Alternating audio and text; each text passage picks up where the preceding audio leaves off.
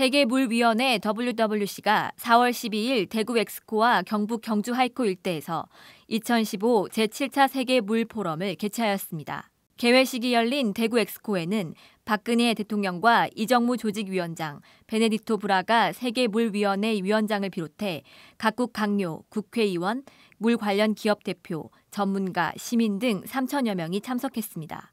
세계물포럼은 3년마다 세계물의 날인 3월 22일 전후에 개최하는 물 관련 최대 국제행사로 이번 포럼은 실행을 핵심 가치로 Water for Our Future라는 구호 아래 진행되었습니다.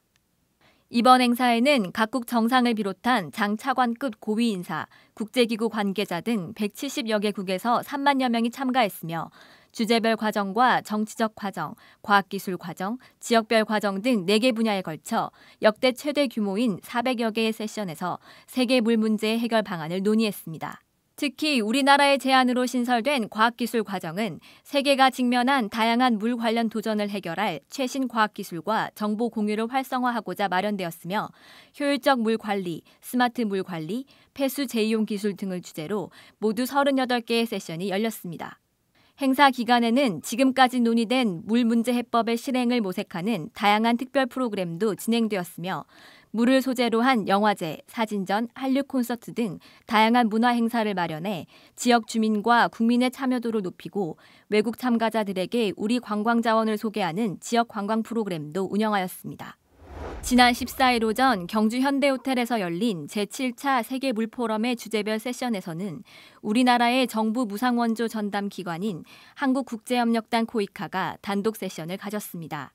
이번 세션은 물과 공적 원조, 세계적 물위기 진단과 한국의 기여라는 주제로 세계 물위기 현황과 국제사회 역할을 모색하기 위해 마련됐습니다.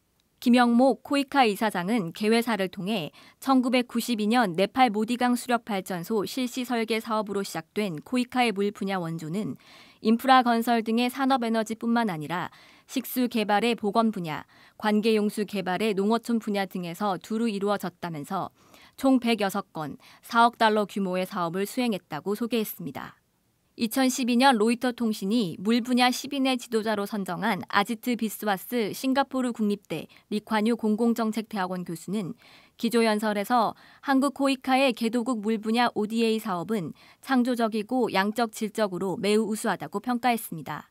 비스와스 교수는 이어 지금 세기에 물은 모든 비즈니스의 원천이라고 하며 물을 이용하지 않는 비즈니스는 없기 때문에 모든 기업은 물과 관련한 비즈니스 전략을 세워야 한다고 당부했습니다. 주제 발표에 이어 비스와스 교수를 좌장으로 한 토론회에는 김수명 한국수자원공사 해외사업처장, 제이훈 맘마도프 아제르바이잔 수자원공사 과장, 콩 리처드 우간다 수자원 환경부 과장이 참석해 개도국이 직면한 다양한 물 위기의 심각성을 공유하고 위기 해결에 필요한 재원을 투자해야 한다는 데 의견을 같이 했습니다. 지난 14일 세계물위원회 WWC는 제7차 세계물포럼에 참석한 여러 국가의 정책 입안자들에게 지속가능한 개발 육성을 위해서 물 안보가 없어서는 안 된다는 점을 강조했습니다. 또한 국가적 수준은 물론이고 지역적인 수준에서도 이러한 목표 성취를 위해 어떤 노력을 할 수 있을지에 관심을 모아야 한다고 당부했습니다. 이날 경주 현대호텔에서 열린 주제별 과정 물 포스트 2015 개발 의제를 다룬 고위급 패널 세션에서 WWC 회장인 베네디토 브라가는 지속가능한 발전의 핵심으로 물의 중요성을 역설했습니다. 이어 개발 의제로서 물 목표가 매우 중요하고 사람들의 관심도 끌겠지만 별도의 목표가 설정되지 않는다면 투자도 받지 못하고 목표도 사라질 것이라며 구체적인 실행 계획과 모니터링 시스템을 함께 세워야 한다고 말했습니다. 한편 이번 고위급 패널 세션에는 WWC 회장인 베네디토 브라가와 함께 네덜란드 환경부 장관, 물과 위생시설 관련 국제 NGO인 버터플라이 이펙트 관계자와 스위스 개발협력 관계자, 그리고 남아프리카의 물과 위생시설 관계자가 참석한 가운데 진행되었습니다.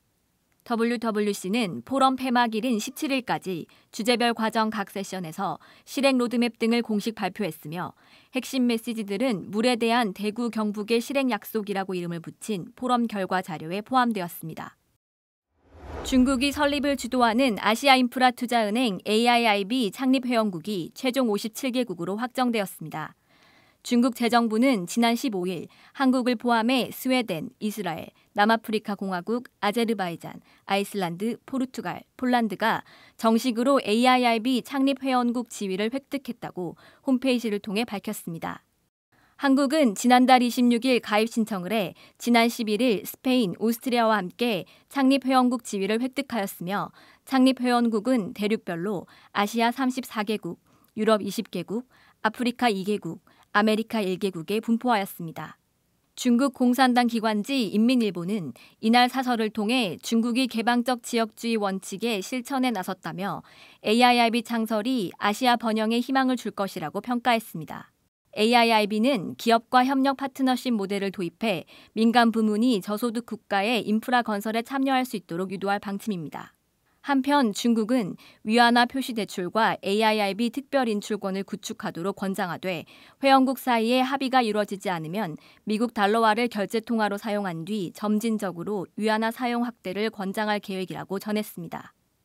지금까지 오디에이 웹TV 손태정이었습니다.